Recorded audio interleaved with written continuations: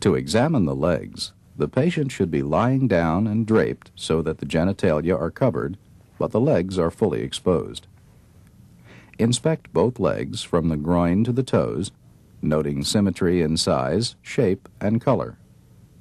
Also, note areas of swelling, discoloration, rashes, scars, ulcers, and abnormal venous patterns. On the lower legs, feet, and toes, observe the color and texture of the skin and nail beds and the distribution of hair. Next, assess the skin temperature of the feet and lower legs with the backs of your fingers.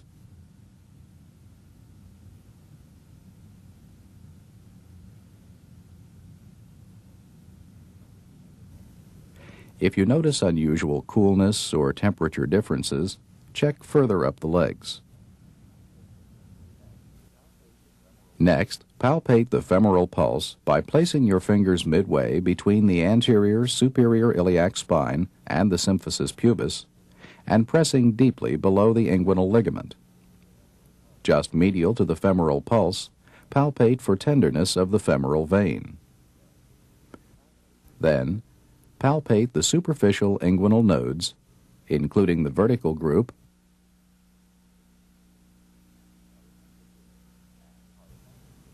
and horizontal group. Note the size, consistency, discreteness, and tenderness of any palpable nodes. Small, mobile, non-tender inguinal nodes are often palpable in normal adults. Examine the opposite inguinal area in the same way. If the patient is very obese, you may need to place one hand on top of the other, like this, to facilitate examination of the femoral pulse and inguinal area. I'd like to check the pulses in your knees now. To examine the popliteal pulse, slightly flex the patient's knee. Press the fingertips of both hands deeply into the popliteal fossa, slightly lateral to the midline. The popliteal pulse is frequently more difficult to find than other pulses because it is deeper and more diffuse.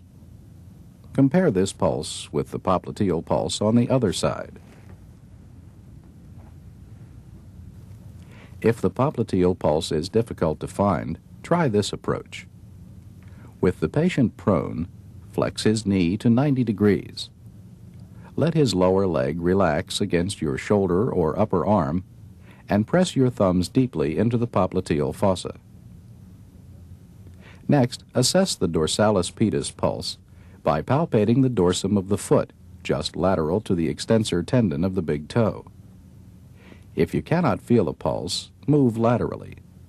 The dorsalis pedis pulse may be congenitally absent.